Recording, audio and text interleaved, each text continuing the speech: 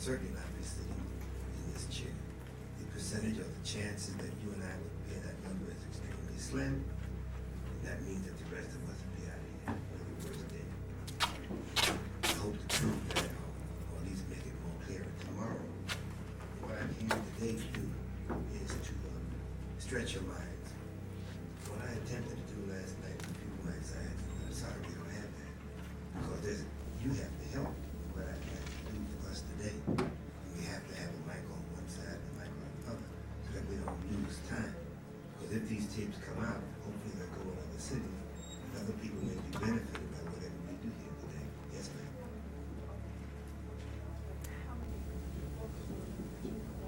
How many Qurans were written? If they were written, it's not in sense. You divide 25,000 into 66 trillion, what do you come up with?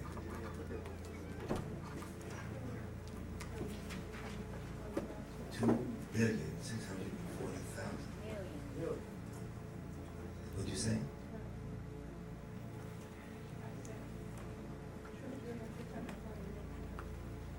Say it again, 2,640,000,000.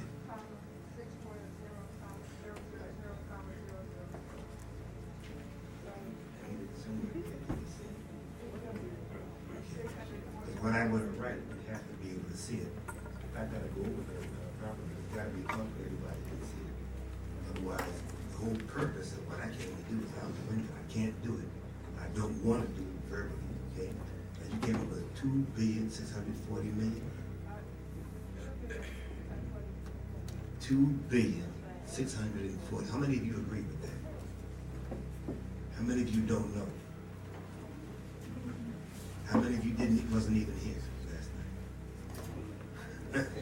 Not here, so of course you don't know. Okay, 2,640,000,000 times. Is that a lot of times? Now that's an approximation because you're rounding it off. That trillion years. How long is that, sisters and brothers? How long is a trillion years? Well, it's just a billion millions. Now, a billion millions times 66 gives us 66 trillion. Why should the meeting start off with this? You'll see in a minute. Now, 2,640,000,000 times. The blackboard being over there, that means I'm going to have to move over there and be over there for a while. And all of you sisters on this blackboard, well, look, do the best you can, make the best we can of the physical circumstances. And when we have a break or whatever, we're going to have a break in a while, then you can go and look at it. And also, I'm verbalizing it, so I'm talking as I'll be writing on the board, okay? Now,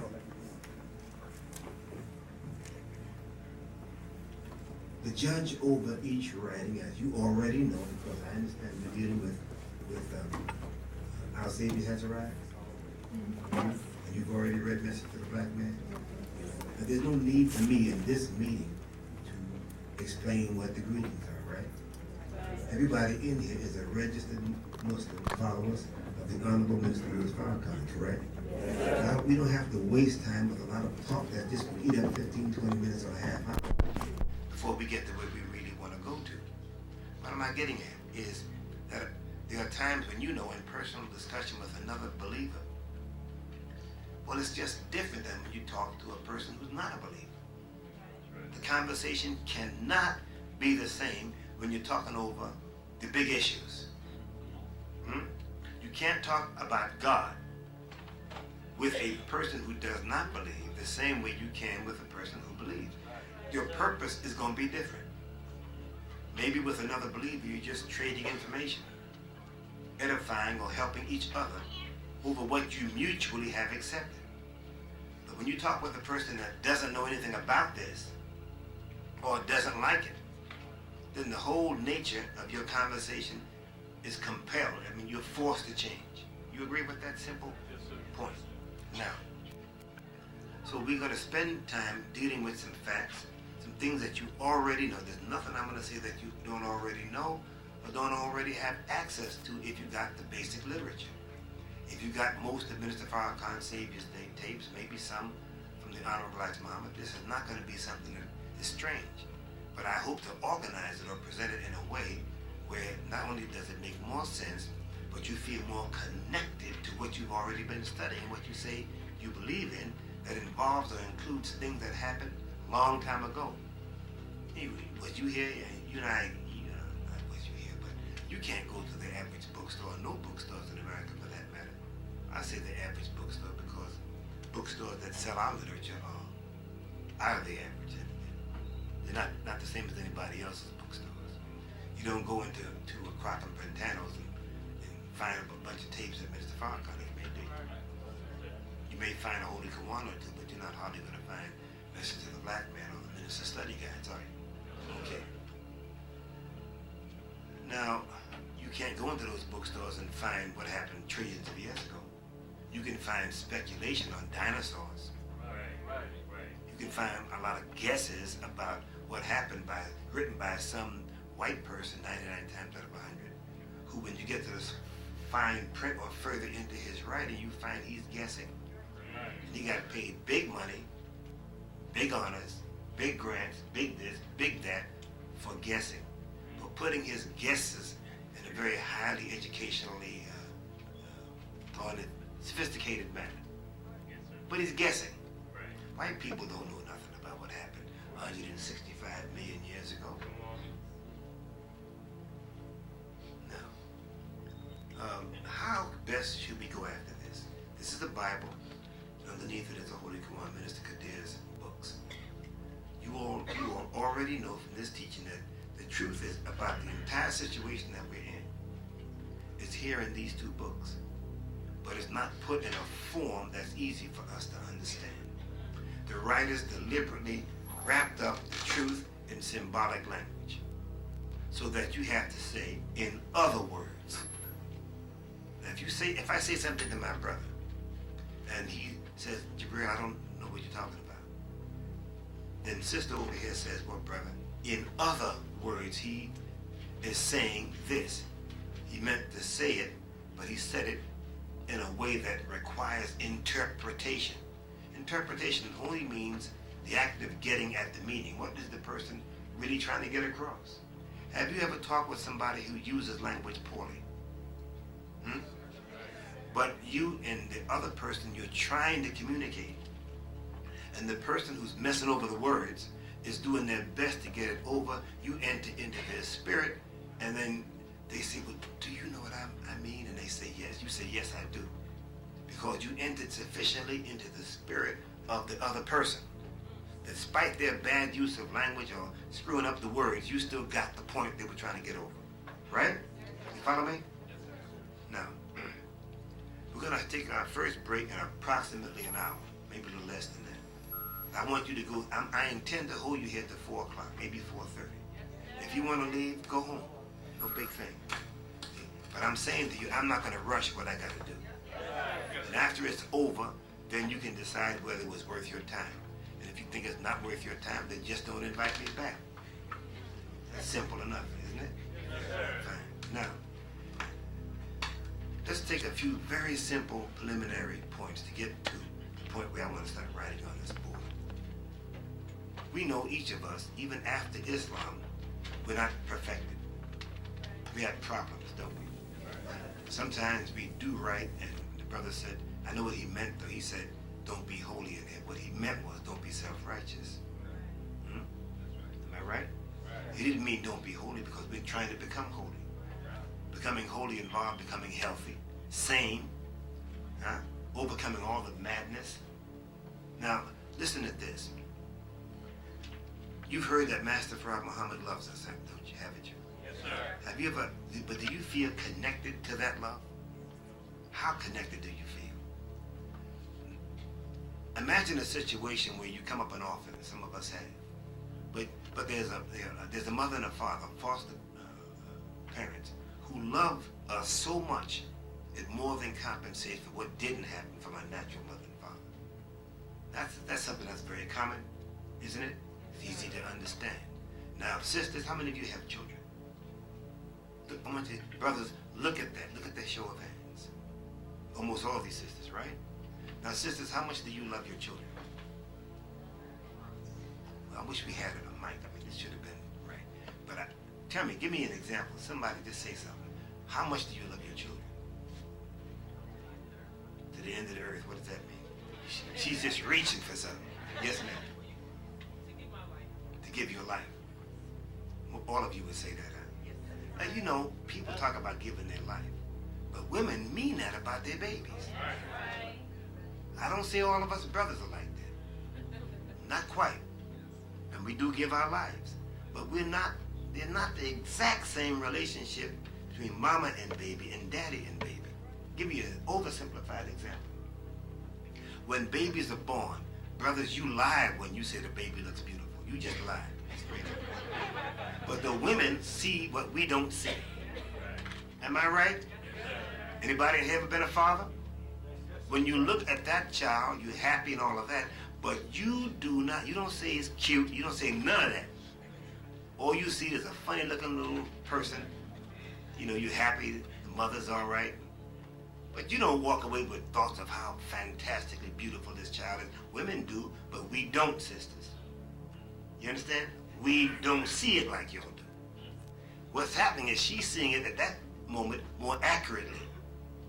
And the women and men are not the same. And if you can't accept that, fully, then of course you stay a midget spiritually forever. Now, look, I can't move this arm too well, but just try to imagine what I'm saying. See this? 2 circles? What I'm saying is, there's an area where we're the same. You put your female foot in 212 Fahrenheit water, he put his male foot in 212 Fahrenheit water, you both holler. Painful. So there are areas of male and female which are alike and other areas which are not. And the only way to know more about the woman or more about the man is through verbal communication. And the more spiritual it is, the deeper you learn more about the feminine nature or the masculine nature. Is that plain so far? Now, it's that way with learning everything. There's things that happened trillions of years ago. You can't learn about that directly, can you? Huh? You learn most of what we know, we learn through what's called circumstantial evidence. Is there a lawyer in the house? Besides Sister Ruth? Sister, you a lawyer? Okay. Am I right what I just said? Most everything, who else is a lawyer? Am I right, brother? Yes, sir. Most everything that's in our head, even things that we absolutely will give our life for, we know it circumstantially. How old are they? Ain't nobody in here 100 years old, right? Yet there are things in your head that you are convinced are true that happened prior to your birth. And you got it from somebody else, right? Or from observing things, rocks, this, that, the other, that's been here a long time. Okay. So, can you learn about something that happened long before your life in such a way where it is as real as things present to your eyes? Yes. Let me give you a heavy-duty example. The Honorable Elijah Muhammad told me one day, he said, Brother Master Farad Muhammad took me into the mind of Yaqub and showed me how the idea of devil arose in his mind. That's over 6,000 years ago. Yaqub has been dead a long time. Huh? How do you take another man and take a man into another man's mind to show him how an idea arose? The whole idea of this entire world arose in the mind of a man, and a man looked me in my face and told me that another man took him into the mind of the other man and showed, look at the word showed him how, process by which the very idea arose from this nitty-gritty on up. And then, brother, and I don't know how much time passed between the two, he took me into the mind of the first God and showed me how the idea of universe arose in his mind. Now, why would a man, Elijah Muhammad in this case, why would that even be part of our conversation? Why should we even know anything about that? That is the higher end aspect of the kindergarten teaching. His whole message is kindergarten. And nobody in the first grade. The leader in the kindergarten is Minister Farrakhan. It's a fact. He'll get out to kindergarten first. He's already destined to do that. He was told that roughly 15 years ago in that more than a vision experience that he was given. Do you know about that?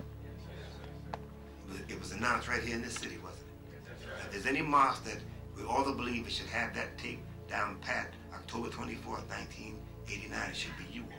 That big event happened right here. Now, what I think is the best way, two things that should be said to get into this properly, is first to look at these two books.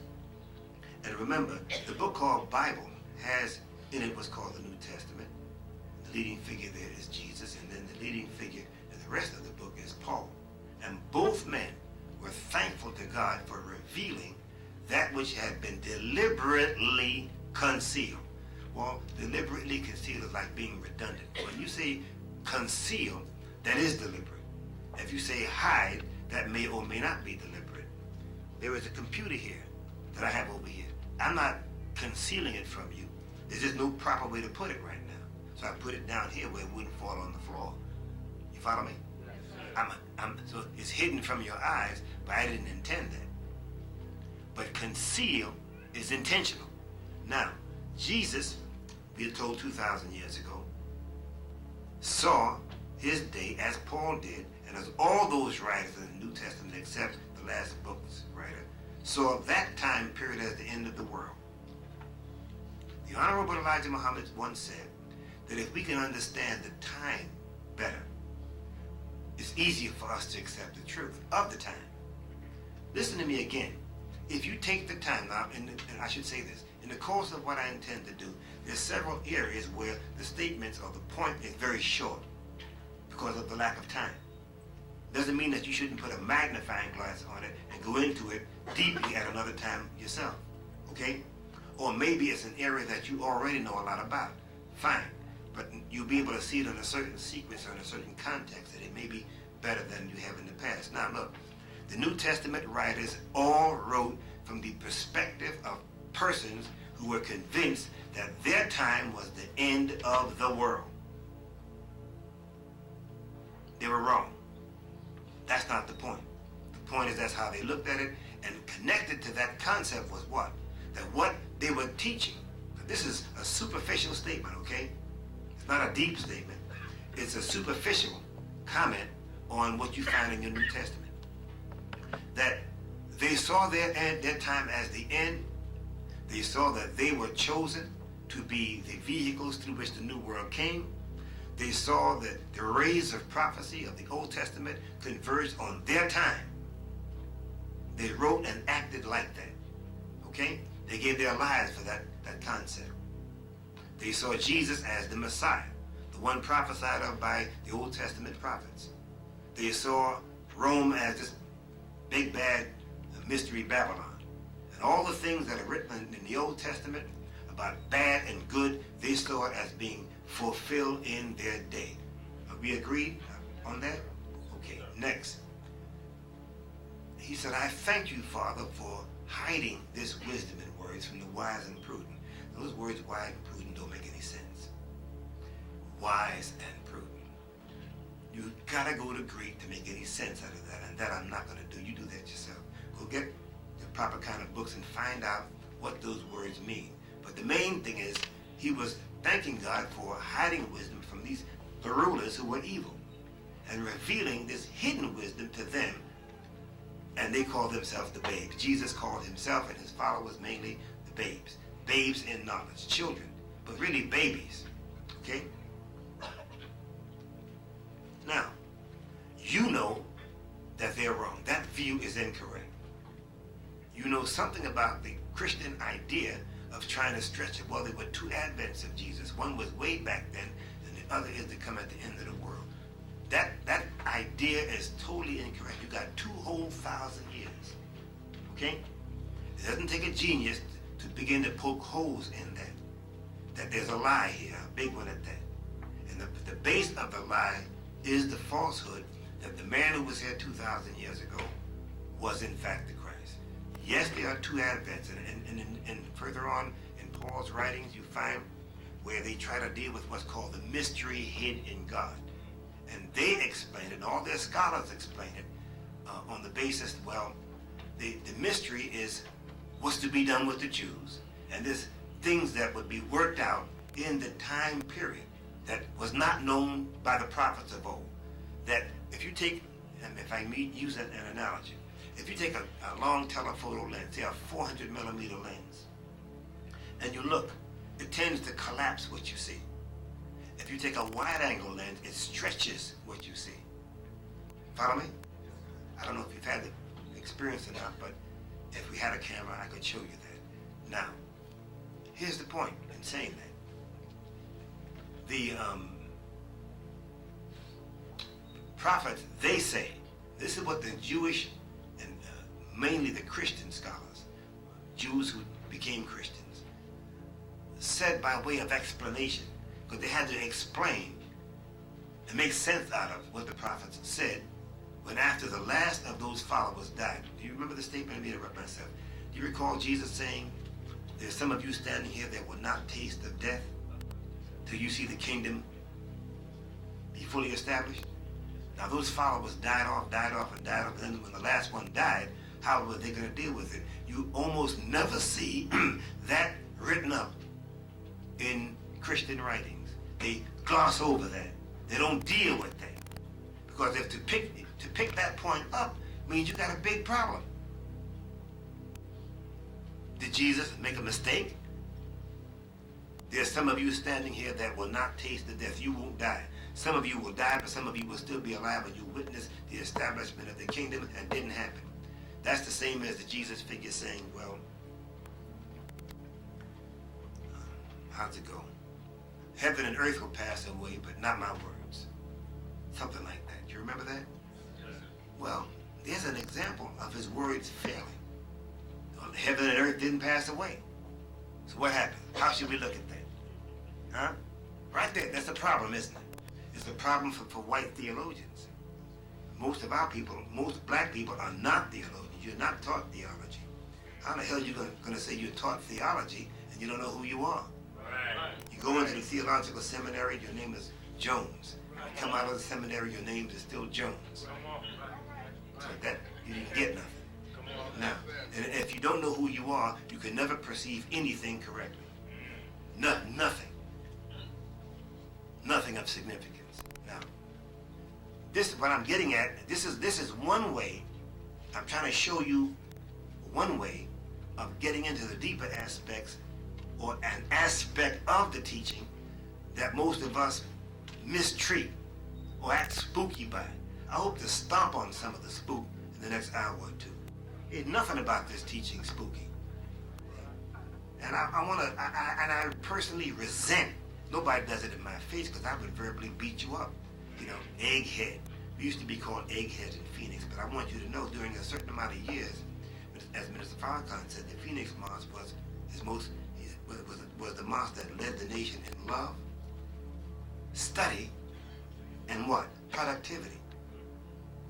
And we were not a bunch of eggheads sitting up all day studying. We did a lot of that because we knew we were ignorant.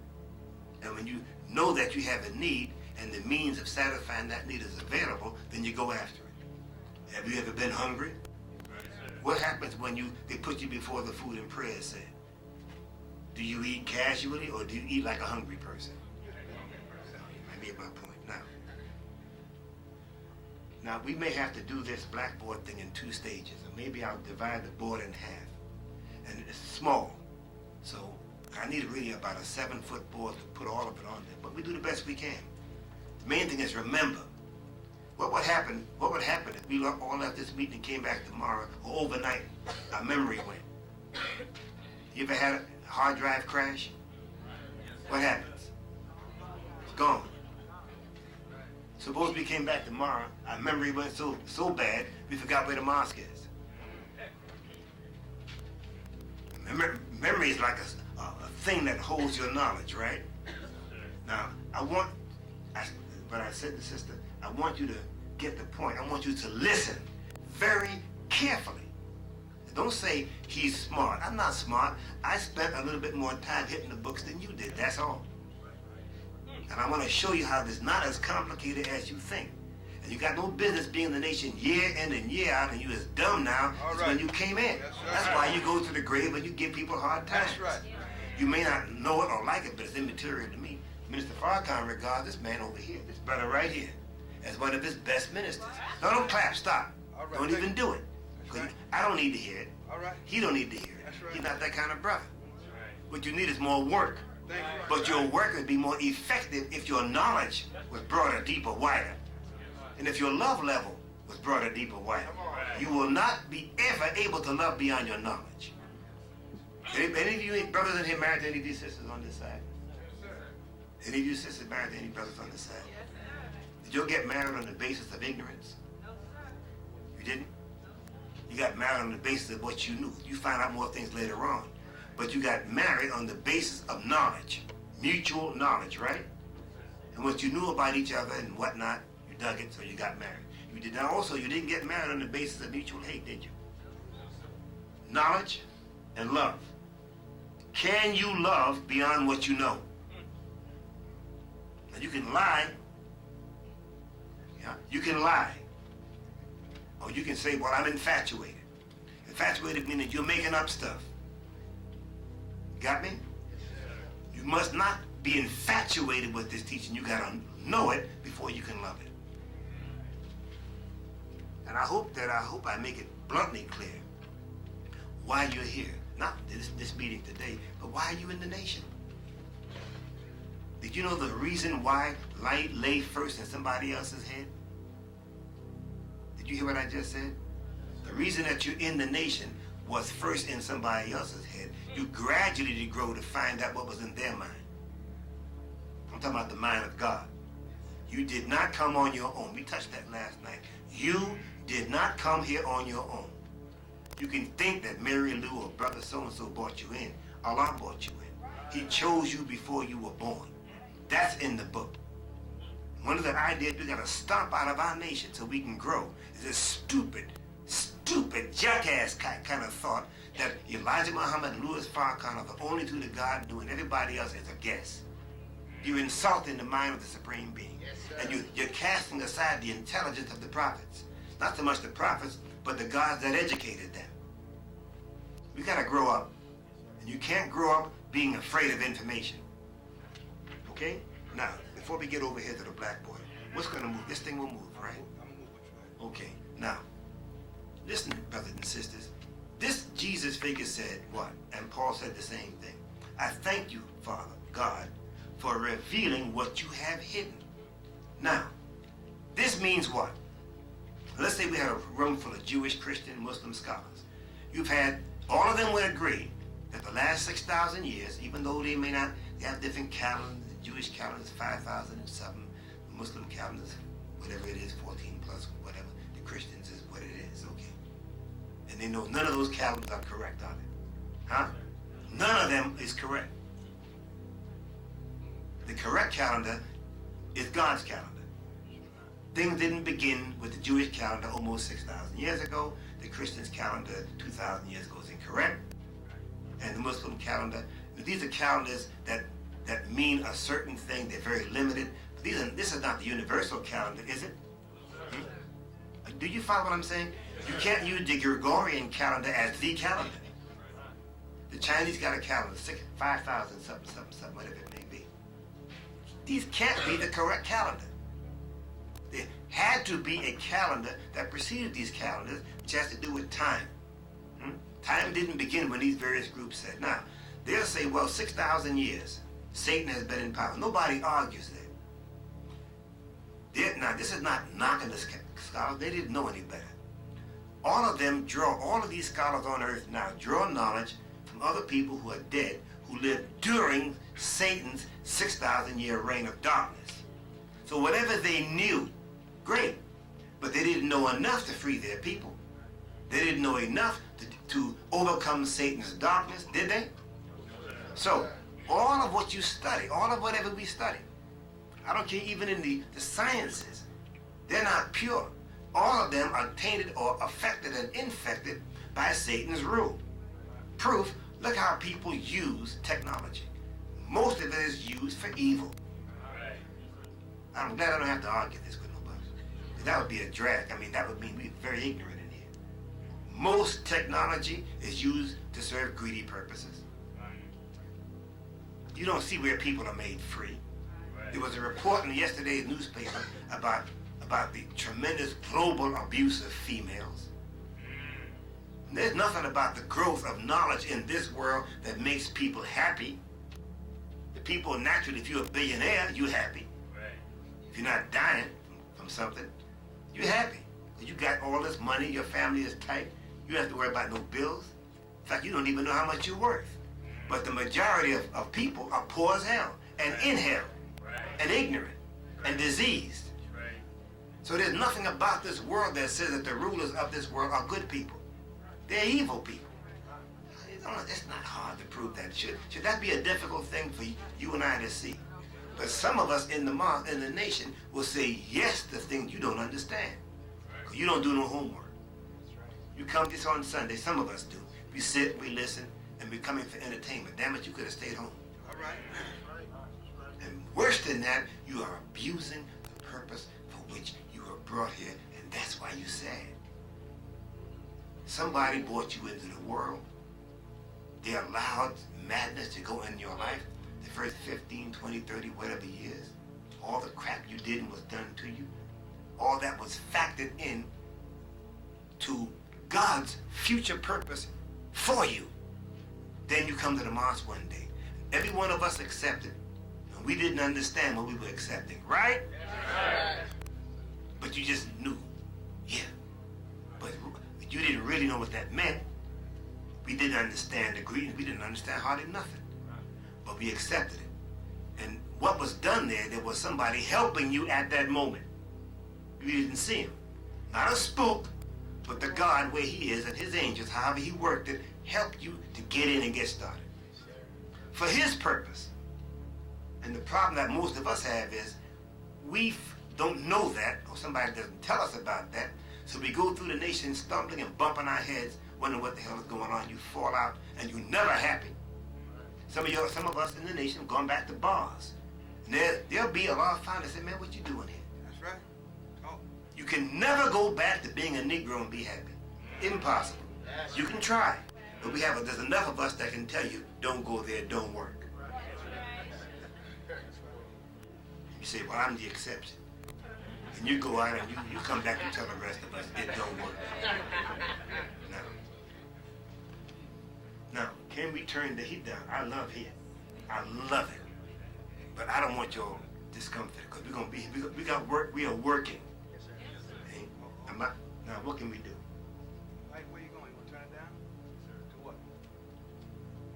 Yeah, to what? That's an important question. It'll pause and come back on, for some more few seconds. Well, let's get it cooler than this. But we don't want to get into that danger zone called cold. Black folks do not like cold. But we don't want it so hot in there that it becomes uncomfortable. Some brothers got coats on. I know they're not feeling good. Am I right? Let's be real. See, because your condition will affect how you hear what I'm saying, and I want maximum communication. So let's fix whoever post that is, you fix the heat cold post, okay? Now, a secret is what this book says. This book says the same thing, but it doesn't say it in exactly the same language, okay? Now, since you already know that whole time period was written up by Caucasian scholars to make their point, to present themselves as God's chosen people. Some of them at the beginning were mistaken. Some of them were not mistaken. They were deliberate. You had a mixture of lies, naivety, superstition, a lot of stuff mixed together. White folks have this in books all over this country. Their own books by their own scholars, their own TV programs that come on Christmas time and Easter time condemns Christianity as being garbage. And some of them, at the end of their program, they try to soften the blow by saying, well, it doesn't matter ultimately whether we can prove the historical reality of Jesus or this or that or the other. Then they slide with some playful language and get you over into faith. It don't work. If it didn't happen, it's a lie.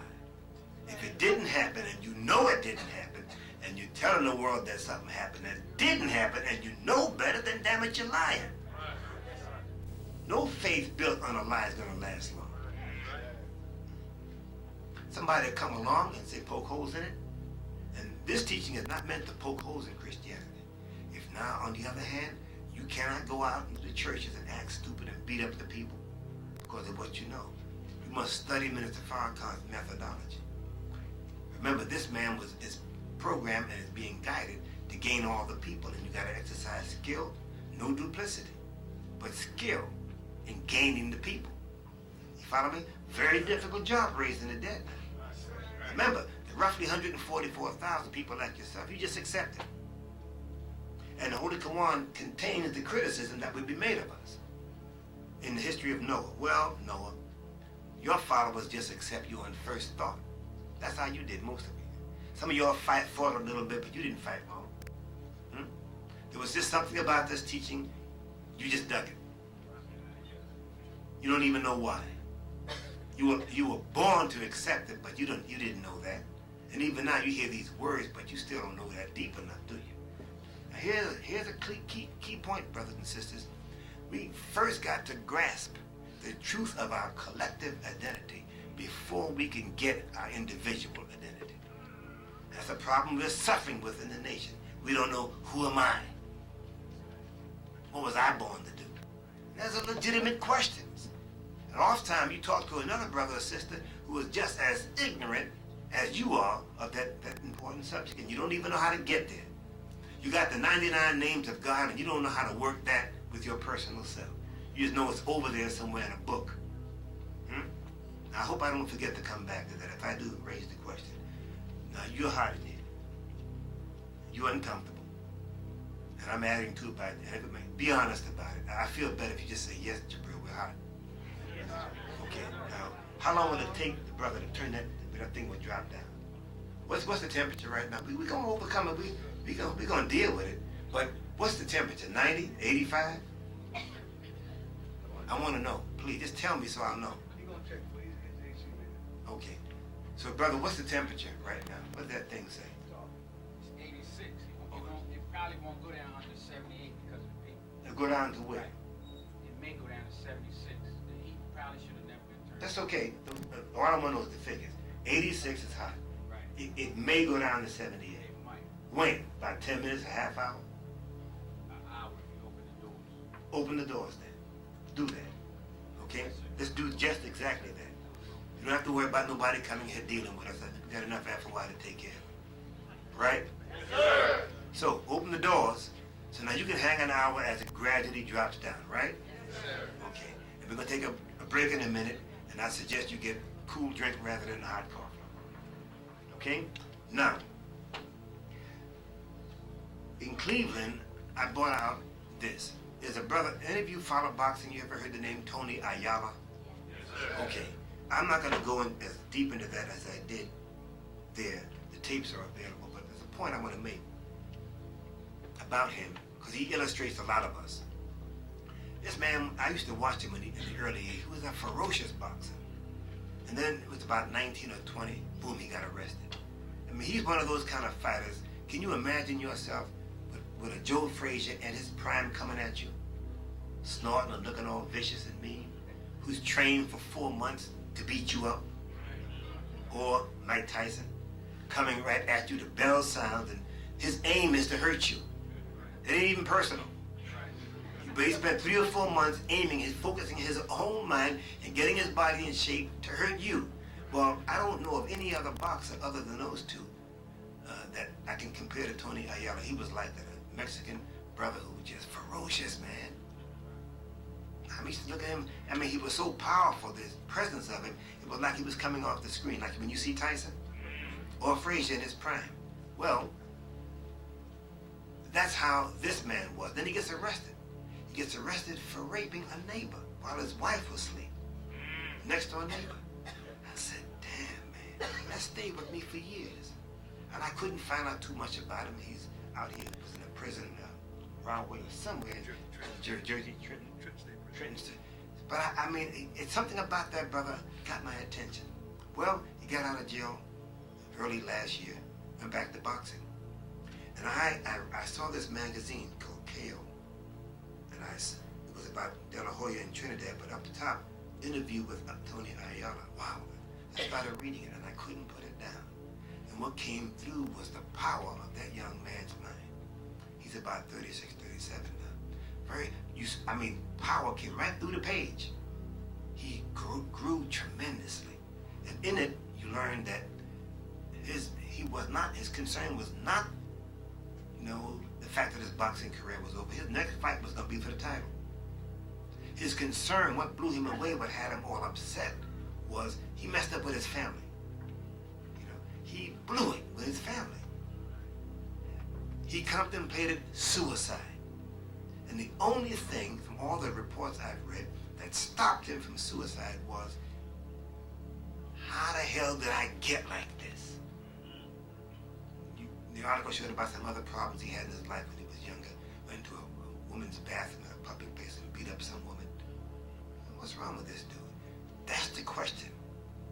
That question and the pursuit of the answer saved his own life. And one day in therapy, I don't know how long he went, whoever was with him had to be long suffering to suffer through.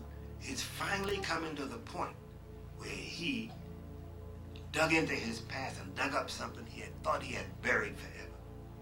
When he was around 9 years old, he was abused by a male friend of the family. Went on for about a year. And he overcame that with some physical retaliation. What he did, he didn't want to go into it, but he threw something at the person. Whatever he did, it stopped. And then he buried it. But it sent him, as he said, the wrong message. And the way to get what I want is through physical. I'll make you do what I want. And this put him on a life of petty crime. And then got into drugs and heroin. And some drugs, I don't know what all the drugs, and meth and heroin, I think. And then finally, of course, committed this rape and went to prison. What's so important about this? What I was struck by was he began to be healed when he actually saw what had happened. He had to confront something that was extremely embarrassing. He dealt with this person who evidently was somebody you could trust, a therapist, and they got over it. Well, we dealt with this in Cleveland. The names are not important, but there were believers in the audience who had suffered certain things in their past, and that goes for every one of us. And that crap back there that happened, we made the huge mistake of taking as part of our identity the things that happened to us. What happened to you is not part of your identity. That's something that happened to you. We were all enslaved. You follow me? That doesn't mean your middle name today is Anthony Slave Jones or Mary Slave Muhammad. You follow me? That's a condition. Certainly. This was terribly abusive. Certainly. Things happen to all of us as individuals. If those things didn't happen, brothers and sisters, you and I would not be a part of the people called lost and dead.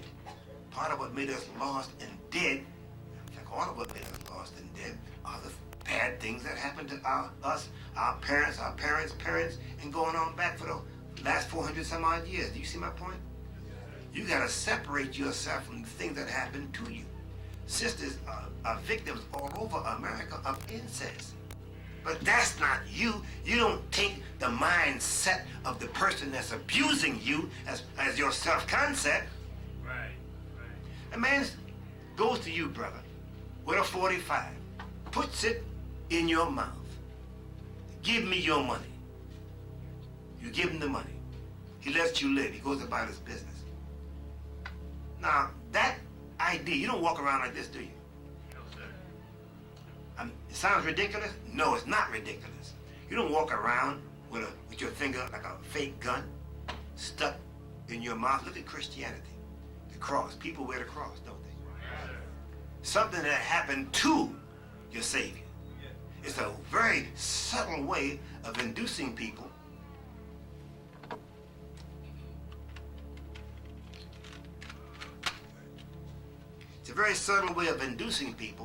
to accept. Okay. It's a very subtle way of getting people to subtly accept as part of your identity what happened to your Savior so that you would accept that too. They have really done a hell of a job on us. And the white people are so skillful. They make things seemingly complicated, like making money. You go to school and you study business. It's complicated. You get out of school, it ain't that hard at all.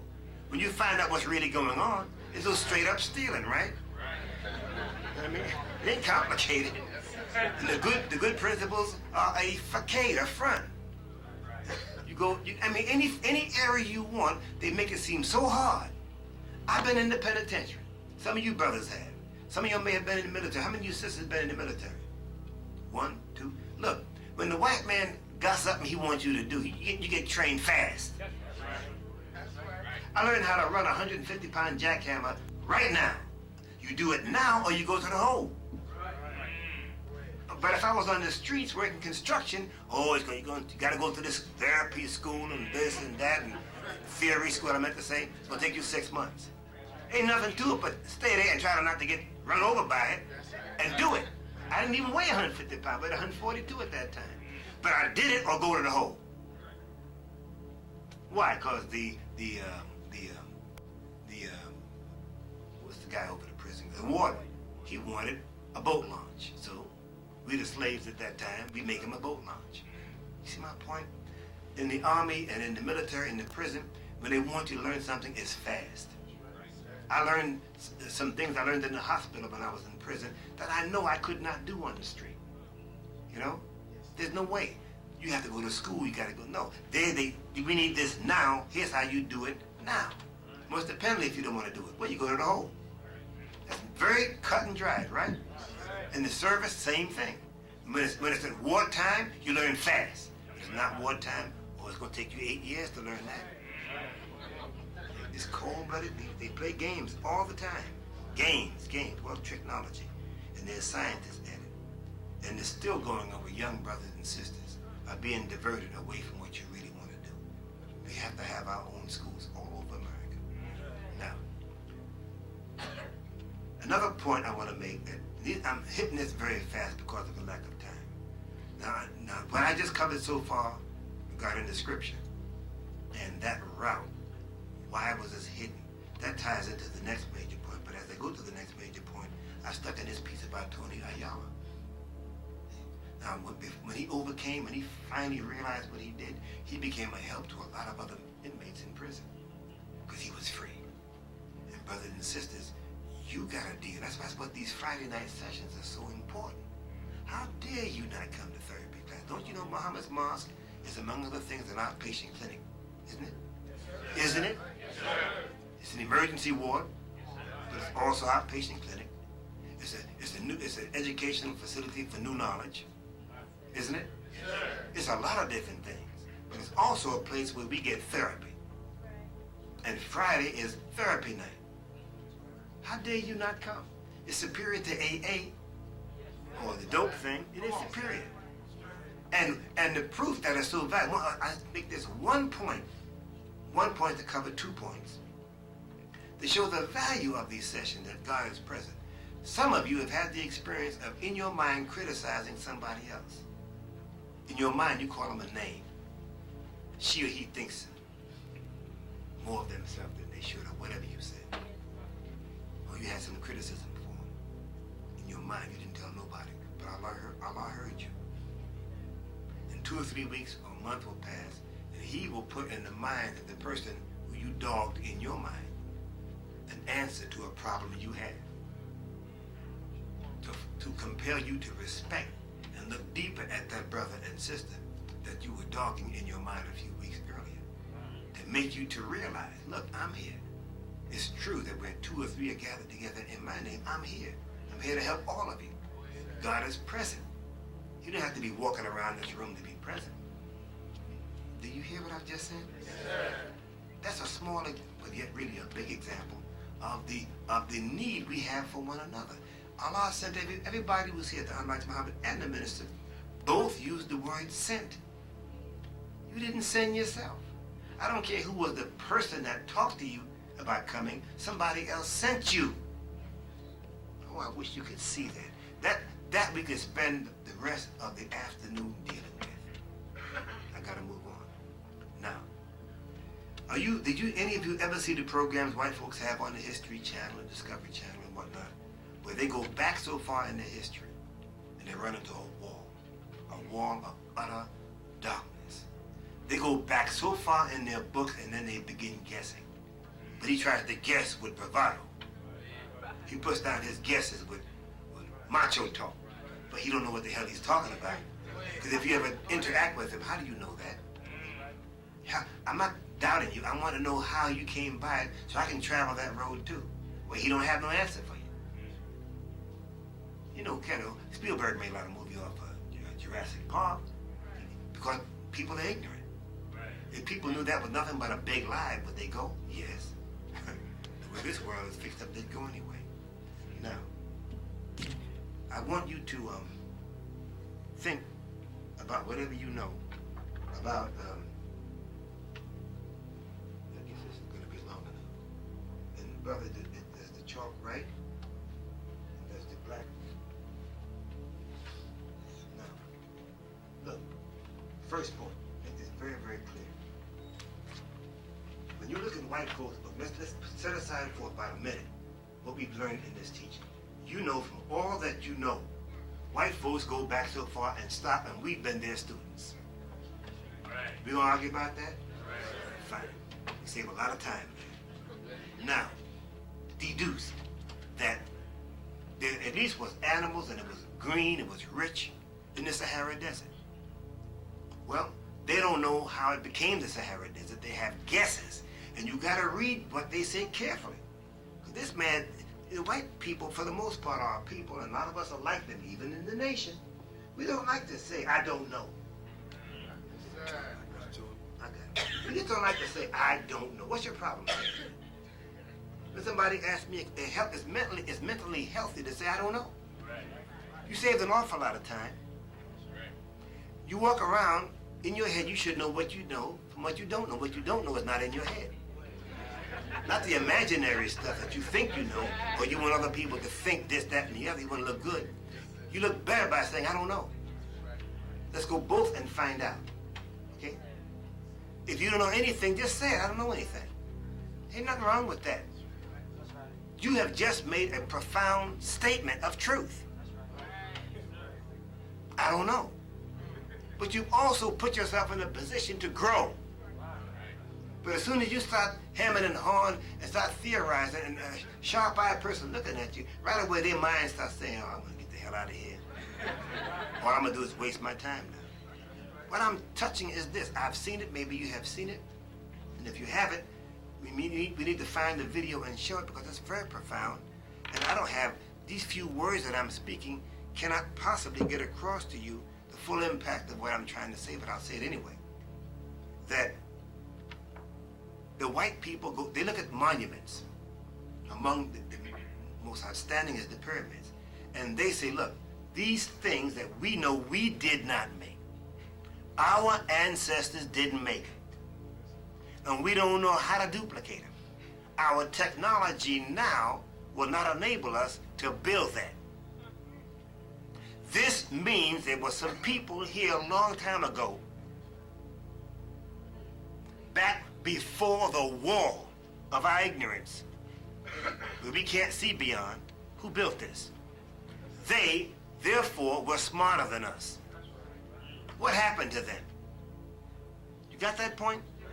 Now that's the essence of what they say in a lot of their programs, and they're saying it in this magazine very indirectly. But I've seen programs where the scholars took their time and laid this thing out. Now, suppose you were a white person, and you love your country, and you don't care too much about black people. You can tolerate them at a distance, not too many at a time. And you're watching a program like this. And then you hear Elijah Muhammad, Louis Farrakhan, and they help us out there talking about being here or having a connection with the people that built the things that he don't know how they were built. Now, how his mind is set up determines whether he'll pay attention or not. This is key. We don't have I got the CIA tape, but I mean, if we can't do it, we didn't have a chance to cue it up. But what I will do is this. If we can be queued up overnight, there's a small section I want you to see, and if it can't be done, no problem. I'll give it to Brother Minister, make a copy, and you'll pick a time to go and watch it. But you need to watch this CIA piece that was on Discovery Channel the other night. They were talking about the fact-gathering capacity of America. She is bad. She's very bad. But you know, if you start off wrong in the research process, you wind up in left field. Leaving that aside, the important thing is, you're either going to be the kind of white person that will listen and say, oh, could this be? If you're a high-ranking Shriner, you'll have a different attitude in contrast to a stupid Peter King. When you see a person like Peter King run his mouth at the minister, you deal with him and let him go. There's a couple of brothers and there's some white folks writing books right now. Some of the believers are getting all upset about him. Why should you be? Why should you be upset about a person you know is lying? You study upon how to overcome them. I wrote something in the paper that may help. I'll read it to you later on. But you don't get all upset about somebody who you know is lying, that research is all off and whatnot. You know that's not going to last long. And if you go to the various meetings where such people are, don't you know they're government officials there? When I see certain writings that are so far off the mark, where they mix events that I know, because I've lived through it, didn't happen at the same time. When they have dates all off, I say to myself, these white people are using this Negro to draw Muslims out and to measure us, to see how strong or weak we are.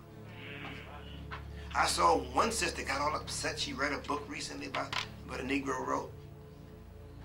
And she wanted to fight, and I listened to her carefully. I said, sis, you sound like a person about to jump in the water where the alligator is with your 2-inch knife.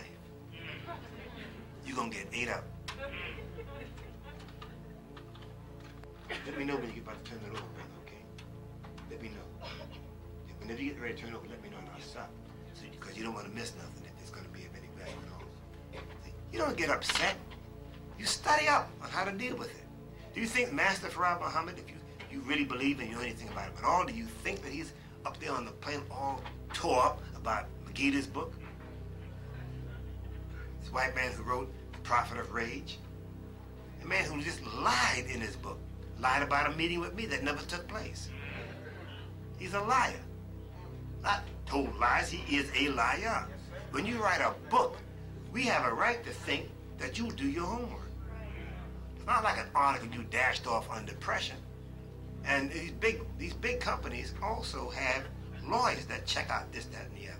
When I see a book filled with all kind of crap in it, I know this is designed that little Negro may get over and vent his spleen and whatnot, but don't get all upset about it. I don't want to spend time with it. Don't get upset about that. You're missing the point. Find out about the person that spent the money to finance it. What was their motivation? You think the government don't want to get rid of Muslims? There's no kind of way to get rid of us. Go study the Roman general Titus, how he tricked the Jews by putting plants among them. We have plants among us, we got plants on the outside. It's easy to overcome plants on the inside of the nation. Did you know that? Outgrow them. Think beyond them. Grow beyond them. Love beyond them. A brother or a sister who is a plant is a stunted human being. If the believers grow, then they'll stand out like a sore thumb, or they'll try to get their faith together, or they'll leave.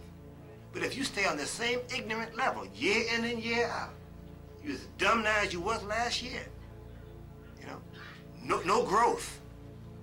Miss half the meetings in the year. Don't even understand what this is about. Then you are an indirect helper of the agents. They go back and they report on you. Sister so-and-so, brother so-and-so is dumb now. It wasn't last year. Man, you gotta worry about that. And if you have no agents in your mouth, that means you're taking care of no business at all. And I know with this mosque is taking care of business, even though you're not taking care of the business like you should, and like you're capable of. I know you got agents here. And you don't really need them. The white man can press button. They told me CIA is Langley is 25 miles away. They don't even need no agents here. Your agent up in your house, a bug right in your house.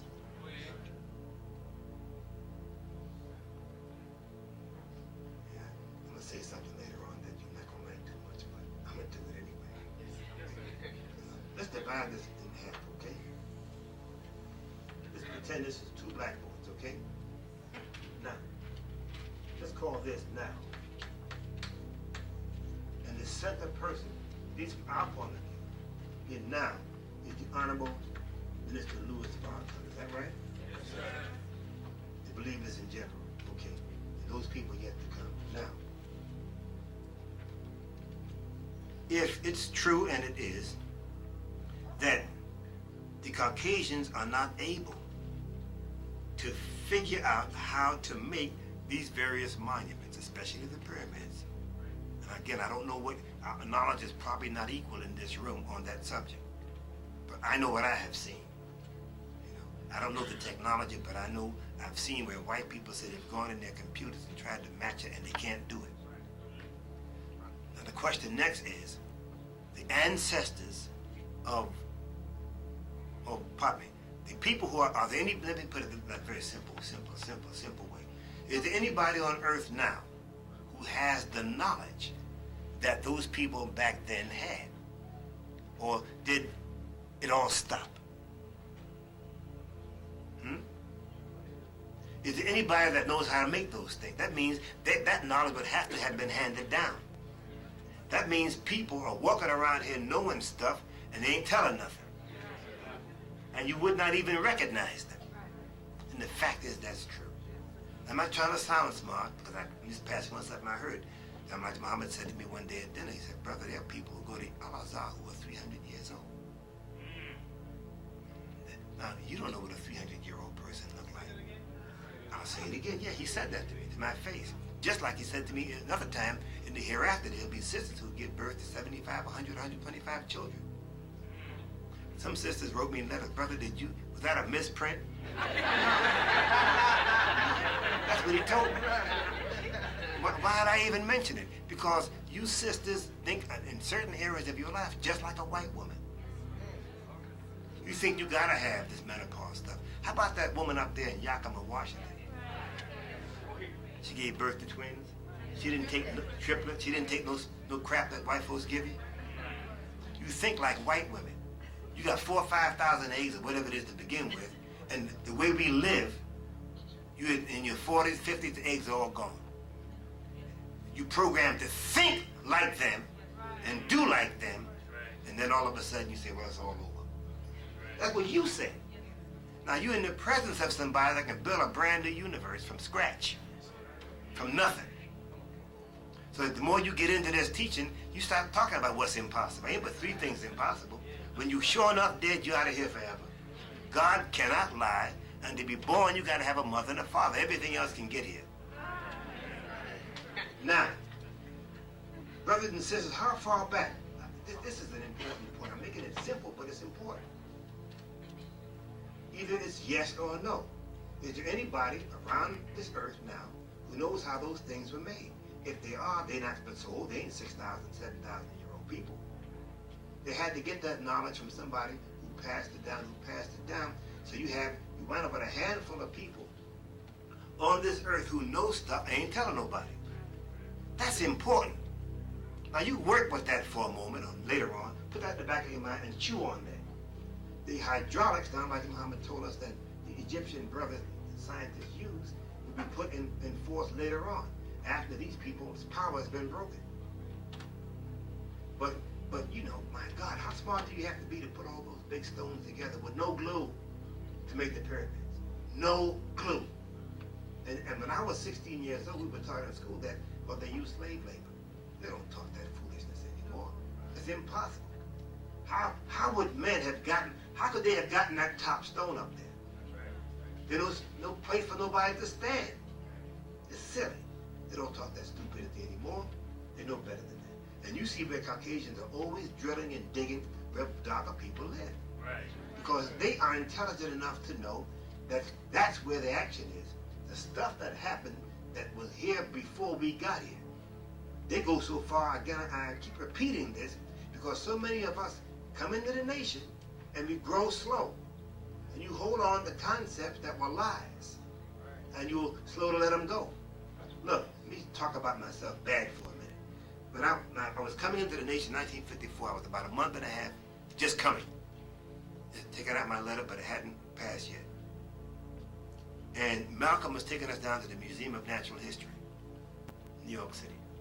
And there was some things he showed us that blew us away. I mean, heavy stuff that he had been made aware by his teacher. And there was one section that had these prehistoric people. And I ran my mouth and blurted out my mouth from some stuff I read in some book that I knew nothing about. And Malcolm, there's about 80 people there. Malcolm looked at me and said, it's better to keep your mouth. How did he put that? If you don't know what you're talking about, keep your mouth shut. But he said it loud and strong. Have you ever been embarrassed? Did your ears feel funny, the back of your neck? I felt all of, I can talk about it easier now, that's way back then. But I felt embarrassed. I never said nothing else. Then later on, I got an F for Y, and Captain Shaw said this to us. It is better to keep your mouth shut and be thought a fool than to open it and remove all doubt. These two were big lessons in my life. Big lessons. So it's better to know. If you don't know, don't say nothing. Somebody asks you, why don't you say anything? Because I ain't got nothing to say. So you all say enough for me to learn something from it. You got that, sisters and brothers? Yes, don't feel bad because you're ignorant. Feel bad if you don't want to grow. Next year, this time, or 4 or 5 months, next week from now, you ain't read nothing, you're not trying to learn nothing. And if you don't know how to read, well, you got brothers and sisters that can set up a class and teach us how to read. You just automatically do that. We used to do it years ago through the Secretary of State. Don't allow nobody to be in the mouth ignorant. And we wouldn't allow you to talk. Because when I was the secretary, I would ask you straight up in a nice way. If you can't read and write, we'll tighten you up on that. And I'd go and I'd check you out. If I found you was a functional illiterate, I didn't know how to do it, but I had brothers and sisters that could teach you. We make you overcome that stuff about what you don't know. You hear me? Yes, sir. You don't get into this groove about, I don't want nobody to know how ignorant I am. Now you stay that way forever. Right. And you don't make the hereafter because you can't read the lessons. You're fake it. You're not going to see the hereafter ignorant about the lesson. Did you know that? Huh? That's real, huh? I mean, suppose part of making it is somebody asks you to recite it and then comment intelligently, and you can't do it. I don't say how it's going to be exactly, I don't know, but I want to put that on your mind. If you're ignorant of the lessons, you can forget it. That's cool.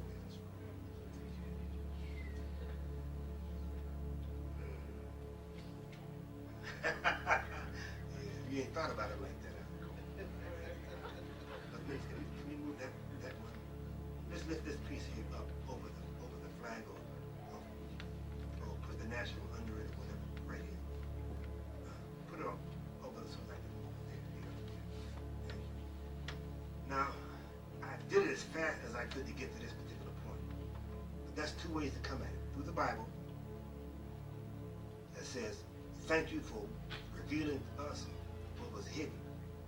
And you know that's really talking about now, not talking about back then.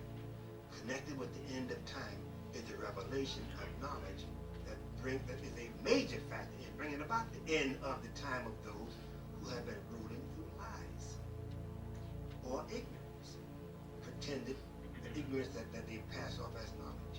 Okay, you know, you probably most of you know something about the Middle Ages, how superstitious white folks were. Huh? 400 or 500 years ago, Columbus, how advanced intellectually were white people? They were loaded down with superstition, were they not? And yet they ran all over the world and stomped on everybody, didn't they? Despite how ignorant they were, despite how filled with superstition they were, they ran things. A lot of them believed that the earth was flat, held up by elephants. But that didn't stop them from stomping on everybody else, did it? I mean, you should study all of that. Now let's give all that to come to this. Now, we've been taught that way back yonder, way on back, before you could count, a black man formed himself, and that was the first God. You all have heard that, right? Yes, sir. Look, I cannot draw this. I have to do this symbolically. But you know that he started as a point, as one atom. And he made a movement. Well, it's like this. Something like this. First of all, preceding the formation of this atom was the gathering together of specks, less than specks, parts, called 10, that we have it unless it's 10,000 parts, right? You remember that statement? Maybe you also saw it in Theology of Time in the June or July, one of his speeches. And he gathered himself together. And by the way that Honorable Muhammad ran that down was so powerful. He ran that down in relation to us. He said he was teaching us that to help us see who we are today. Huh? Why? I mean, to teach black people their identity, you go all the way back to the beginning. That's you, sister, you, brother, each one of us.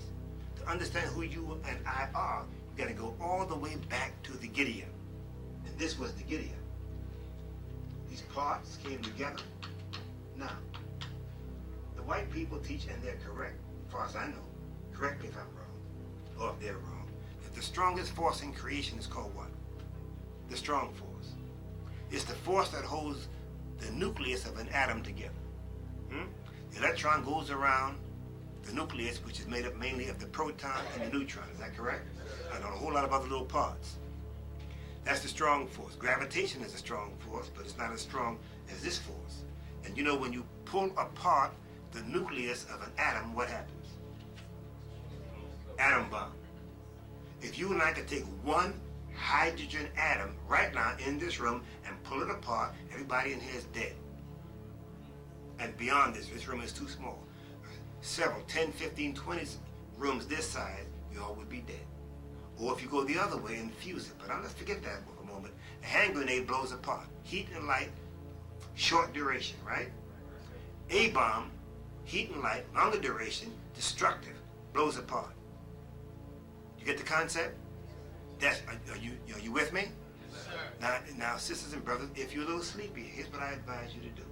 We'll take a break in about 5 minutes. But I want you to sit crooked in your chair. Sit in an uncomfortable fashion. That helps you stay awake. Okay? Okay? I don't want you sleeping on me. All that I've said to get you up to this point. I don't want you going nodding off on me, then you wake back up as if you already was awake, and I'm looking at you. Look at me. And I know you didn't get the point. Then I got to go back just to talk to you. And the rest say, well, why is he repeating it? I'm repeating it for that sister or brother that's nodding on me. Okay? Clear now? Yes, sir. Now look.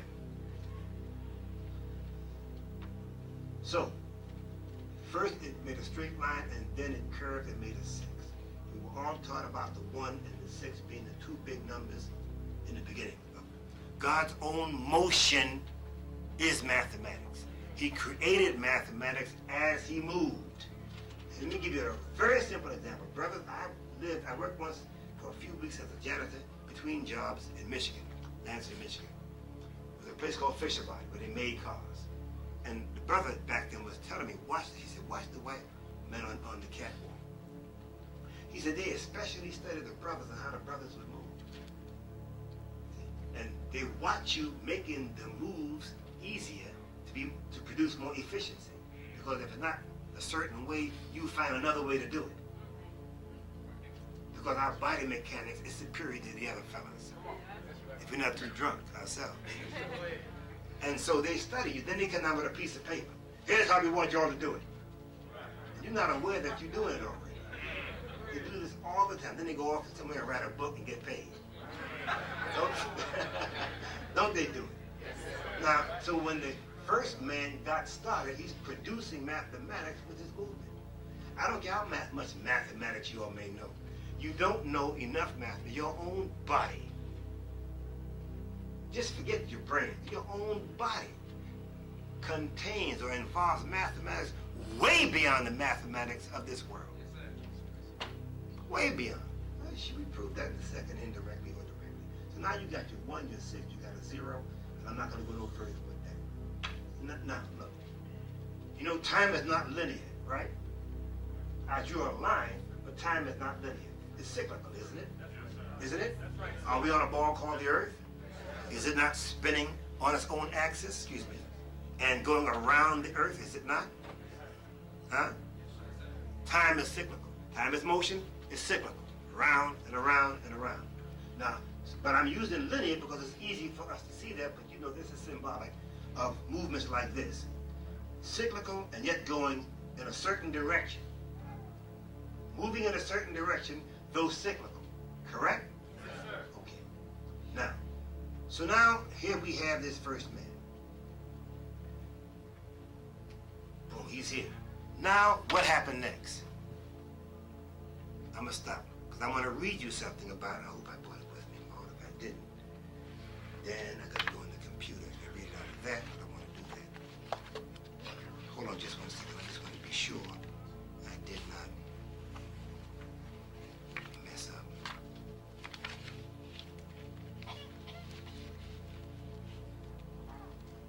I got it.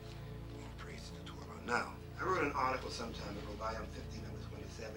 How was the first black woman produced? I'm not smart. That's from the teachings of Elijah Muhammad and sitting and thinking on it and studying men and women, just looking at us and thinking. If you don't think, you don't grow. But how are you going to think? With a whole lot of emotional baggage? Number 18 study guide. Some of us spent 5 years on it, right? Some ain't grown at all. You got some brothers still want 15 and 20 wives. And you're insane. I might not meet none of you brothers, of course. Out of your mind. Let me give you a small example. We got about 2 minutes to go before this break. Have you ever thought about, let's say you got 15 wives. 4 of them are due to give birth to a child 3:30 in the morning. All 4 of them. Which room do you go to first, brother? You got a problem. The other 4 want to go on vacation, and the other 3 want to go shopping at 9 o'clock tomorrow morning, opposite parts of town. How long would your mind last? When you're out of town, we're told, go bring your wife back a gift. But now your money is funny. You cannot not give the sister something, because you're going to wonder, did you give the other ones? Now, that's a problem for your mind, huh? We got brothers in the nation right now picking out sisters they want. You're out of your damn mind, man. These women can think, first of all. Suppose they all teamed up on you and they all make a list. These ones will not, no sister will marry these. And you on the list. I'm giving some suggestions.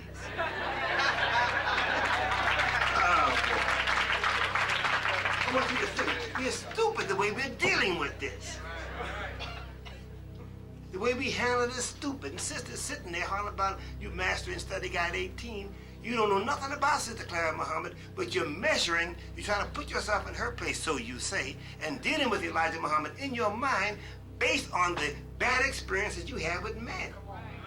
So damn it, you spent 5 years and you went nowhere. Am I right? Rising into the mind of God with what? The same damn baggage you came into the nation with. And Allah don't admit you. He ain't gonna let that crap come in his mind. You can't rise into his mind with jackassedness. You give it some fancy name, but that's all it boils down to. Please. I'm gonna get to the next point about the sisters. Because we got to grow beyond. Mr. Farrakhan wants an FOI. That's the new FOI. He wants it built on listen at this, on the principle that men are the maintainers of women.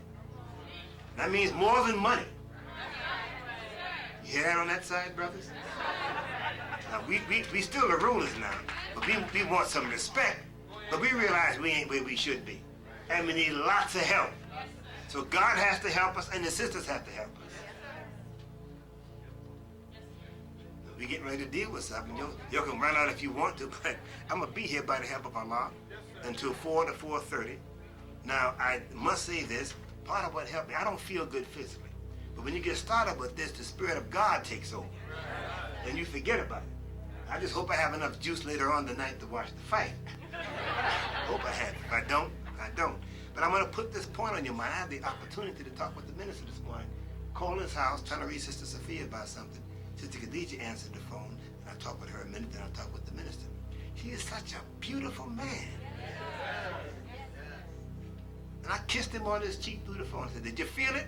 He said, was that what that was? He has a very quick mind. He has a quick mind. I'm thinking about 4 or 5 things that we went over in the course of the conversation. Please, Allah, I'm leaving here and going there Tuesday. And I want to know what kind of message should I carry in. I'm going to ask you on tomorrow from the whole area. You got this city and this other area, because I got something to put on your collective minds tomorrow. Right on your, at the very beginning, at the top of the subject. But I want you to bring dead. If you don't worry about the dead. You don't know what people will accept. I know what I do. By the help of Allah, some of the subjects you might consider way out there, the dead understand that they accept it. I want some dead out there. You know what a dead man is? You already know what that is? You know how to identify them? Say it again. You want to see some out here tomorrow. Don't tell me about how cold it is. I'm not interested in that. If they were passing out $1,000 bills tomorrow, everybody would get here, right? If you had to come in your pajamas, so people would make it anyhow. People want money. What we have is way better than money. So let's stop for about 15 minutes. Get yourself together. It's about, that thing says, okay, let's say around 11:35. Let's say at 10 minutes to the hour, you're back in the seat, sitting down. If you have your coffee or your juice with you, fine, but don't make a nuisance. Don't spill nothing.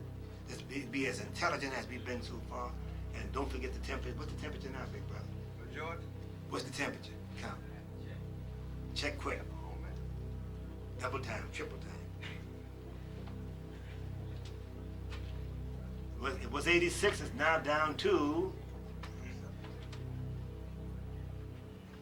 It took a long time. 78.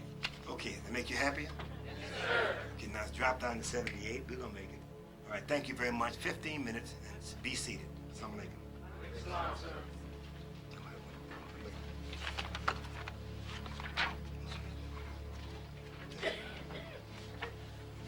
Assalamu alaikum. Now, I took my time trying to get up to where we are. Minister Kadir, this is you. We'll get that later on. Now, I want to start with this point about the woman.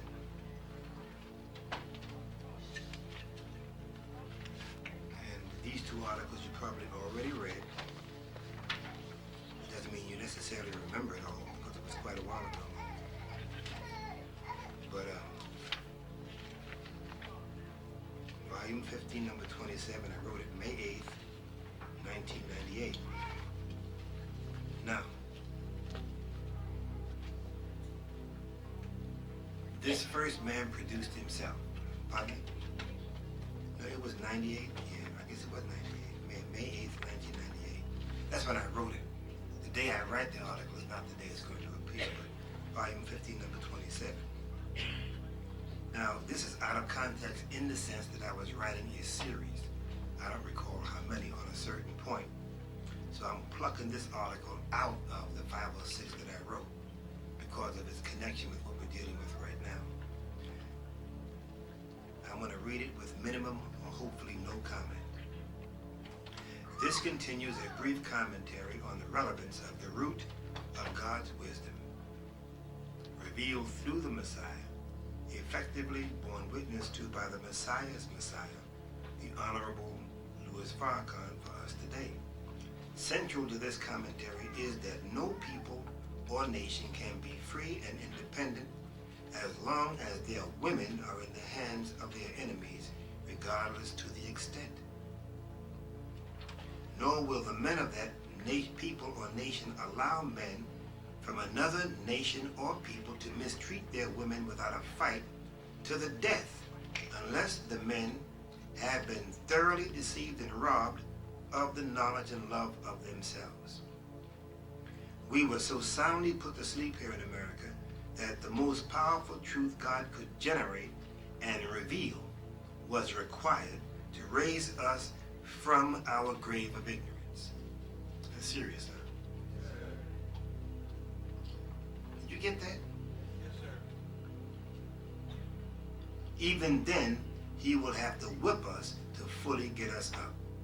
Yet the Honorable Elijah Muhammad has referred to this teaching as a wake-up message and the kindergarten of God's knowledge. What must the rest of his wisdom be? Mr. Kadir, did you happen to have a copy of This is the one. There's something in there I'm going to need right now. I'm sorry I didn't bring it with me. In fact, I don't even have a copy of that book. In fact, it's out of print. And we'll talk about that later. Thank you. Now,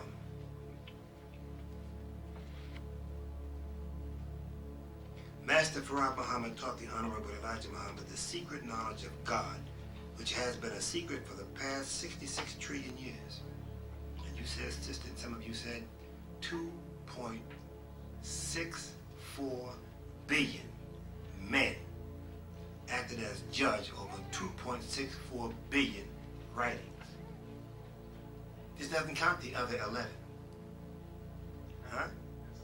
Now you're talking about a large number of men, all of whom were so disciplined they kept the knowledge of who is who secret. The 12 minor evidently don't know, because the way he put it in the writings that we have, you can find it in page 61 through 74 of Our Savior Has Arrived, where he's dealing with God in 7 articles. It appeared in New York, Amsterdam, and it was 1957. You have it in your home. That book, Our Savior Has Arrived, don't you? Yes, sir.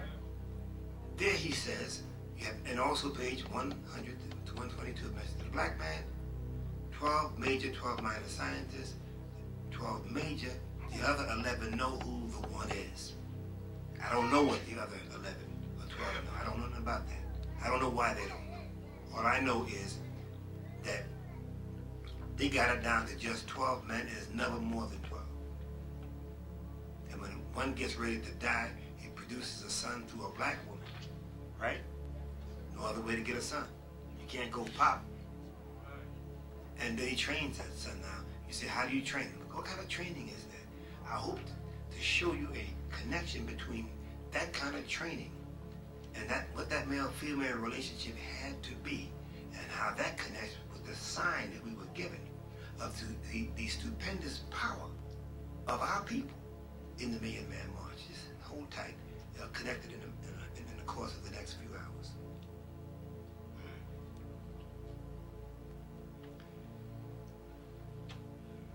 In essence, it was that man is God and God is a man. That the first life in space, before there was a universe, was a black man. The universe and the powers which uphold it were created by a black man, and it is upheld today by a black man. God revealed to a black man that he was and is God. But for what? First, it was to make the man to whom this wisdom was revealed a God too. Later, and through him, it is to produce a nation of gods. God had a beginning. Before him, there was nothing. He taught us that God taught him that there is yet, however, something in space which he described by the word force and by a few other terms. He said that this force is still present in space today. Okay, now that says what? It's something like your subconscious. White people teach that your subconscious is neutral. Lie. Lie. Your subconscious goes, leans in a certain direction. Hanif, or how you pronounce that in Arabic, upright. But it leans in a certain direction, and that can be proven, and that's so important. Well, that's it. That's a little bit too far beyond where I want to get, but I'll get to that later on. God had a beginning. Before him there was nothing. He taught us that God taught him that there is yet, however, something in space which he described by the word force and by a few other terms. He said that this force is still present in space today. Caucasian scientists think they have discovered this force through deduction in the early 1930s, which they call dark matter. And some of you ought to look on the internet, and they have one thing I found where they deal with the Hubble space. They have a square box, and one thing I looked at, dark matter. They had a black cube. Dark matter, black, jet black. It's like there was nothing on the page. Yet you had a black cube. Now, they think it was out of this dark matter that the first life and all else came. The Honorable Elijah Muhammad taught us that the first life began as a single atom. It made movements that formed the basis of mathematics. 1, 6, and 0 were involved as it continued rotating and building itself up in space. The power, direction, and purpose of the motion of this life came from within it. Isn't that the way it was with you? Huh? Wasn't it? The movements that you made when you were from the point of conception onward came from inside of yourself.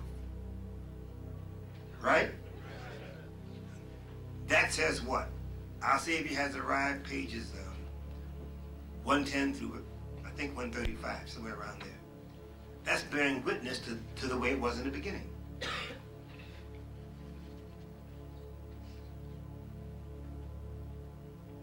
The power, direction, and purpose. The power, direction, and purpose. The power, direction, and purpose of the motion of this life came from within it.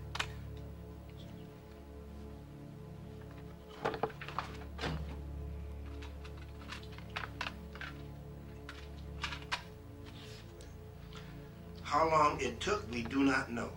But what eventually emerged from that which was built up from that first Adam was a black man. We don't know how long it took him to create himself, for Allah had not yet laid the base for counting time like we have it today. That was to come later, after his creation of the sun. It took a certain amount of time for him not only to produce brains, but for those brains to become mature enough for him to experience consciousness. Let's stop right there. Prior to becoming conscious, he did a pretty good job, didn't he? Does not that point out that subconsciousness in the original people has to be what it was in the one from whom we came? I want you to think on it. Think on it. You can't be other than what he was from whom we came. That's his nature. If you're from him, then you have that nature. You and I are not a grafted people. Simple? Clear? Do you understand it? If you don't, say so. Okay, good.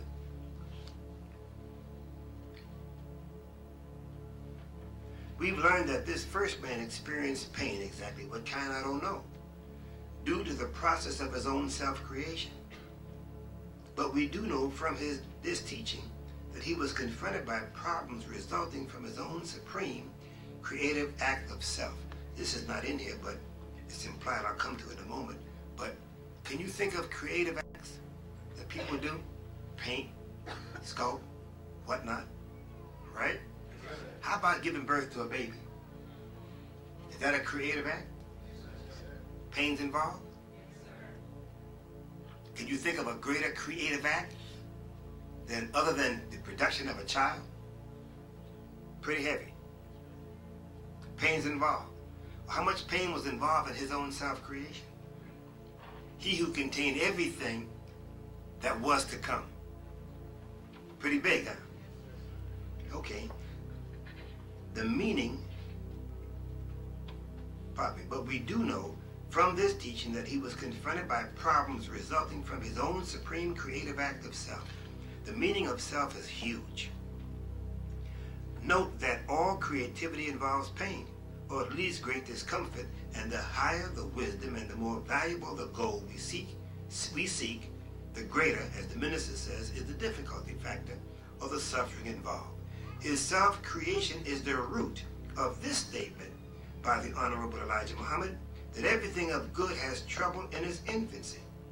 He created himself with needs, but he also created himself with the infinite capacity to satisfy his own needs. He desired two things, comfort and company. He desired change, from pain to ease, from discomfort to comfort, change within himself. He also desired to see another being like himself. So he created himself a social being, did he not? Are you a social being? How do you feel being with nobody around, nobody to talk to? For some of us, because of the wrong way we have grown up and the wrong way we see things, have this thought: you don't really want to be around nobody else. So you add misery to misery. The same thing as when we brothers, sisters, mostly brothers too, eat late at night. You will go home tonight and you deliberately open your box at 11 o'clock. You know you got no business doing that. You know that's going to add pounds, but you want to put something in your mouth like a little baby. And you know that's going to be 4 or 5 pounds, 2 or 3 pounds, 5 or 6 ounces and whatnot. And over time, you become fat and you can't get rid of it. I became fat. A few years ago, I went all the way up to 165 pounds. And then I found I couldn't get rid of it. And then I understood deeper, sisters in particular, brothers in general, who get like that. I said, damn, man, I'm having a hard time getting rid of it. And you tend not to want to do the very thing you know will get rid of weight. Don't eat. You know if you don't eat, you will lose weight. Then you got to exercise you'll use a fancy word, tone up. I never know what the hell that means. It means tighten up. Getting rid of the flat. Using some olive oil and stuff to get rid of all them stretch marks. That putting it where it is? You can do that. But we get lazy. Because the gain weight is an act of laziness.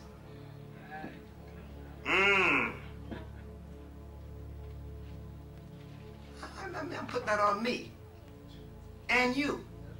We should be the slimmest people in America. I mean, we got this beautiful teaching. We got to be an example of it. All Muslims should be slim and trim. All of us. But some of you sisters lie to yourself and say, no, I got the middle-aged spread because I'm middle-aged. And I'm supposed to be like this way. Lie.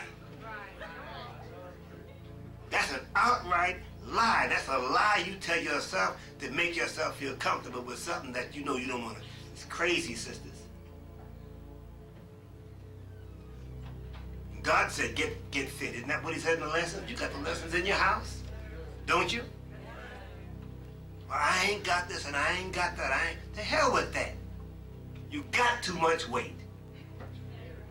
You're not supposed to look like the sisters in the church house. Fat and 50. They don't look right. It's not necessary. Sister says she want to get married. The average brother don't want to marry. This is me. I love you. But I'm going to talk about it. Because I don't want you to forget it. The average sister want to get married, but the average brother don't want to marry an overweight sister. Am I right, brothers? You can lie and say you do. But that's a lie. It's not a falsehood. It's a lie. Lose the weight, sisters. You can lose it if you want to. Do you think you're going to get into Allah's kingdom fat? Where did you get those instructions from? And why is it so necessary? Because through you is tomorrow. No you, no tomorrow. When you fat, your mind ain't right. You make hell. You go home, brother, from a long, hard day's work. She determines, not you, she determines what the spirit of the house gonna be. If she wants to be funky, you can forget it, man. If she just decides, I'm just going to generate hell, she just generates it by her thinking. Come on. It's true. You can have 50 men in a room. A little sister, 3 years old, walk in the room. A 3-year-old baby, the atmosphere changes. The brothers get a little soft. They can be in a very serious, death-like subject. A little baby walking there, female baby, the brothers get all mushy. Changes everything. Or a grown woman walks in, the whole spirit changes. Sister, you got power that you don't know nothing about. You don't know nothing about it. I was in a conversation with some sisters the other day, and I came in late to the set, and they were discussing their thinking that they do as they're making babies. And I sat and I listened to these beautiful sisters for a while. Then when it was my turn, I said, the prophets prophesy, but you all execute. You make it happen. Everybody that's prophesied to do this, that, or the other is you sisters that make that happen. Frank Lloyd Wright's mother is a perfect example. I forgot the reason, I'm sorry, why she didn't become an architect, but she went ahead and made one, a white woman. She made her one. By stuff on her head with that kind of literature, and before the baby was conceived, during and after, she made a great architect by thinking. God, man. sisters, and you are the generation that absolutely will make a new generation that's going to be better if you choose. And if you don't, you'll be miserable because God brought you in here, among other reasons, to help him. So if you want to fight, you fight in God, and you're always going to be unhappy. You can be married to a brother who's a millionaire. If you don't do what God wants, as he birthed you, you ain't never going to be happy. And you're going to go to the ice box tonight, and I'm going to try to be there when you get there. And when you open the box, I'm going to say, what you doing here? I'm going to do it. I mean, see the power of suggestion. Try to fight this. Now, I'm talking into your nature and into your self-interest. Open the box tonight. I may jump out. What you doing here, sister? No.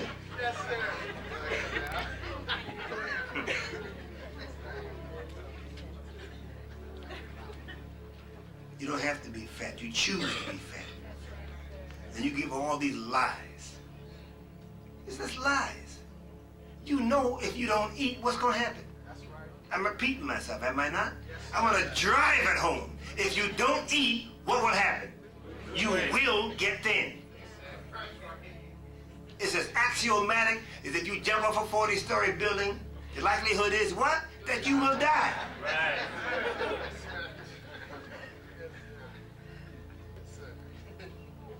You want to get your mind ready to look better? All you need to do, sister, is read How to Eat to Live. Read 40, 50 pages. It'll put you in the right mindset. Those books give you the right attitude toward food. It lets you put food, it gives you the feeling, I can master this. Go home tonight, read 20, 30 pages, come back tomorrow, see how you feel. Okay? Now let me get on with this. I don't have a lot of time. He was confronted with a set of problems, the first of which originated with himself. The other set of problems were external to himself, for beyond himself was pitch blackness, total darkness, and nothing. Let me ask you, any of you astrophysicists know whether or not why it is cold in space? If it's cold in space, the sunlight is going throughout space, the solar system, right? Why is it dark? I'm asking you, why is it dark, and is it cold, and if it's cold, why? And was cold the original state? Was darkness the original state? Was nothingness the original state? Good question, huh? So he went to war and worked to change things. Why are we being told this? All of us got to go to war today. Right. Every brother and sister's got to be a warrior. You got a warrior minister. Shauna's a warrior from the giddy up. Who else you got in here? Jackie is a warrior. He looked the same as he did when I first saw him a bunch of years ago. You got, and Sister Ruth, you got some quote-unquote, don't misunderstand the word, war horses here. Been through some stuff already. And ready to deal. They ain't going nowhere. For what? Huh? To go someplace else is like death. No. And some of us want a good fight. Well, you in a fight. But start with yourself. Or pardon me, include yourself in the fight. You should have meetings like this on a Friday night. You can have it if you choose to close the gap between yourself and Minister Farrakhan. Don't say you love the great Khan and you don't dig his study guides enough to be there on a Friday night. You are what? Say it loud. It ain't even deceptive intelligence. It's just straight up lying. Unadulterated, straight in your face lying. Huh? Okay, now. He went to war with himself and worked to change things within and outside of himself. Note Minister Farrakhan's speech, out of which his study guides came, self-improvement, the basis of community development. Let me just insert this. This is very important. I can't go into it too deep, it take too much time. But I saw something in the minister that was very strange at that time. It was 1986. He was preparing for his talk in Phoenix. He wanted to be totally by himself. The only person that knew where he was me. I was the one bringing him the meals the sisters was cooking. Whenever he thought about going back to Chicago, he would get depressed. But he took his mind off that and kept it on. The Phoenix speech, he was upbeat. I watched, it was like something going out and something else coming in. This was 86. I never will forget as long as I live. The day before the speech and then the day of the speech, we went up a place called Squaw Peak, which is a raunchy name, Squaw. And we went up there. And I noticed how upbeat he was. He put his talks on these little cards. And I kept studying. I said, something is going on here with my brother. And he made that speech and he was juiced. And a few days later, we went to Chicago. He was still up. And then the 2 days, the day before the speech and the day of the speech, he went into a deep depression. There was nothing I could say to help him. Nobody else could say nothing. He was on his violin. I just watched him. I said, what is going on here? And then he made the speech that night. He came back in his room, Brother Salim, myself, and him, and he was juiced up again. The next day he went down. And I kept studying this, and I came to see. I saw something inside of it. I saw something that, well, I'll just say it like this. I saw something ending in him and something else being born in him. And I don't want to be any more specific than that right now, but if I tell you what all I saw, I need time to explain myself. That would take me too far away from this. And if you appreciate, or not need, but this wisdom that you got that you haven't been appreciating like you should, then invite me back in a few months and I'll go into that. But I don't want to go into that now. And that's the kind of thing that you want to handle intelligently, because you know there's a lot of people, Orthodox Muslims and Christians and whatnot, who don't like the basis of where we're coming from. And so that whole thing has to be handled intelligently. But we are what we are, and you know what you know. And the minister's identity, that of Almighty Muhammad, even of ourselves, because we are the real people who they say they are. The Jews, Christians, and Muslims say they're the chosen. It's us. The problem, man. They got a problem. Once we say it's us, it's hard for them to get around that. But that means they got to review everything. I'm going to leave that alone right now, but Einstein is quoted as having said, quote, "The significant problems we face cannot be solved at the same level of thinking we were at when we created them," close quote. Is that true for each one of us? Okay. I don't doubt that Einstein said what I quoted above. However, the ultimate credit for its wisdom must go back to the first God/man in the light of what we're learning from the Word of God. The first one certainly changed the problems of his first condition through the power of his mind. He studied. What did he study? Himself. Why himself? Why not something else? There was nothing else for him to study. What motivated his study? Desire. There's no such thing as an intellectual thought or a reason. I don't care how scientific your thinking is, that isn't intricately connected to the emotional factor. No atom exists without an electron. If you get deep in it, they call it positive and negative. But that terminology is stupid. It's not really positive and negative in the sense of good and bad. People who think like that are thinking about Adam and Eve. And Eve is bad. Wasn't for that damn Eve, everything would have been cool. That's sick. That's viewing creation from a distorted, wicked, putrid mind. Okay? Now, the first one certainly changed the problems of his first condition. He studied.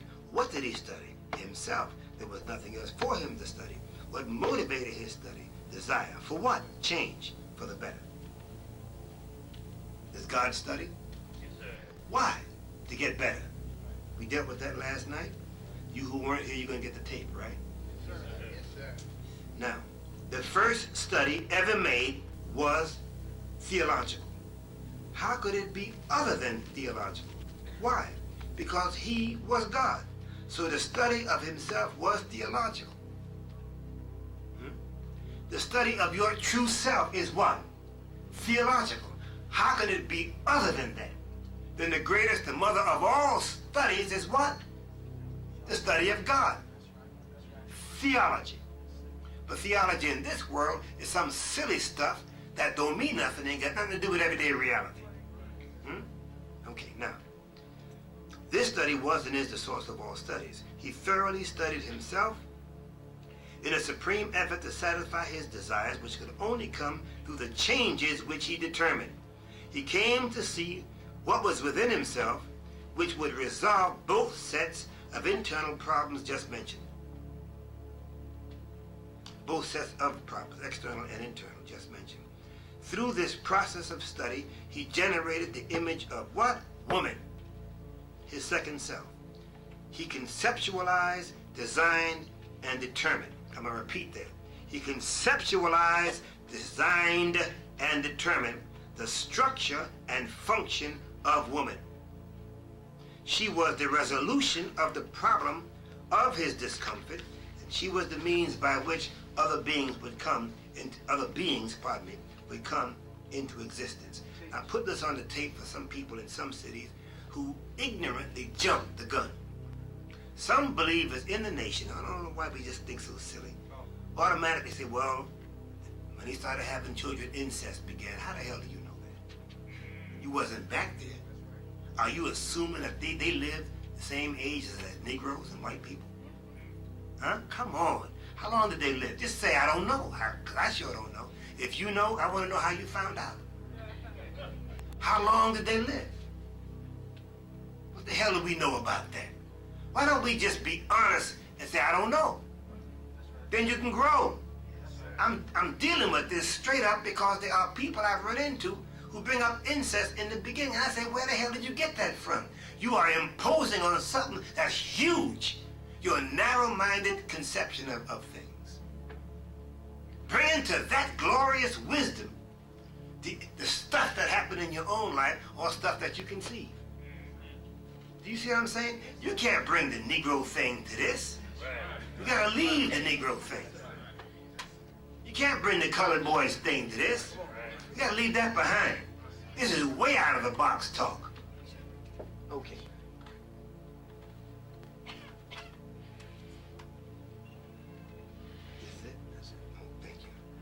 Again, I said, you can't bring the Negro or the colored boy conception to this. How long did they live? Maybe they lived 1,000 years? Well, how the hell you don't know? Because there was no time yet. There was no sun. How long did they live? We don't know. We ain't got no way to find that out. Nor do we know how long it took him to get here. How long it took him to produce the woman. We don't know. But they did start making babies. You got a problem with that? If they didn't, you wouldn't be here. We couldn't be talking about this. That shows our direct connection with way back yonder from the Gideon. Plain language. You had a mother and a father? Yes, sir. Who had a mother and a father? Yes, sir. How far back does that go? All the way to the beginning. I'm a son and a daughter of God. How did you get to be that? Very easy.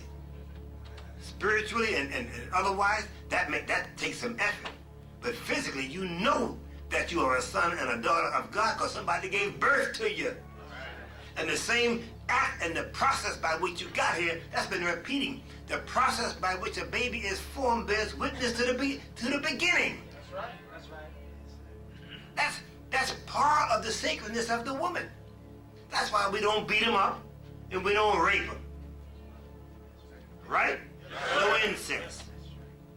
You want to go to heaven, brothers? How do you get there? Die? Huh? No, you marry heaven.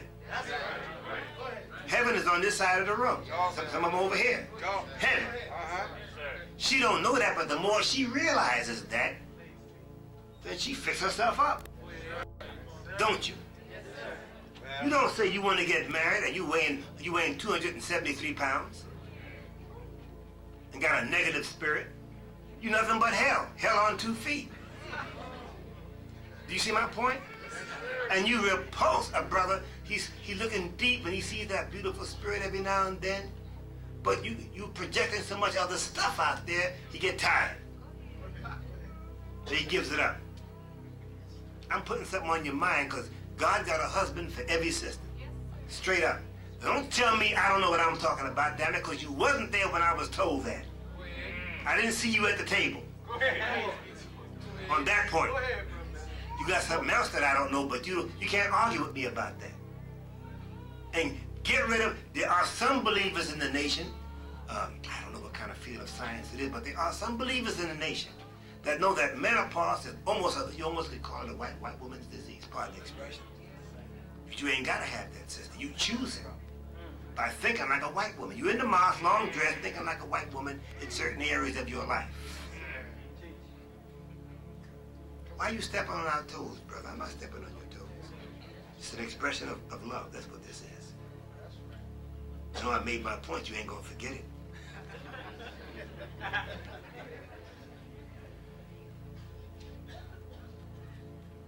This is the root of the prayer principle mentioned throughout the Quran. His study was motivated by the highest kind of self-love.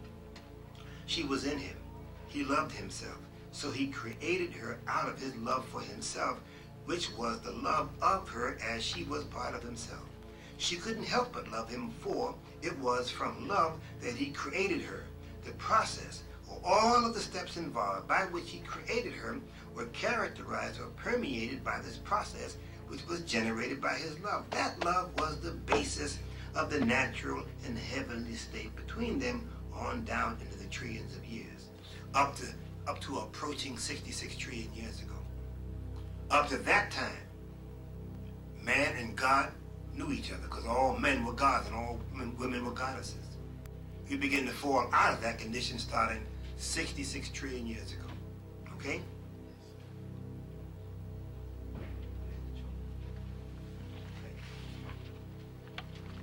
If I just use this mic, will all the other mics pick up? No, sir. Let me take them both so I can do what I gotta do. Thank you. Thank you. Okay, look. Here he is and here she is, right? We don't know how much time. At a certain point, he produced son.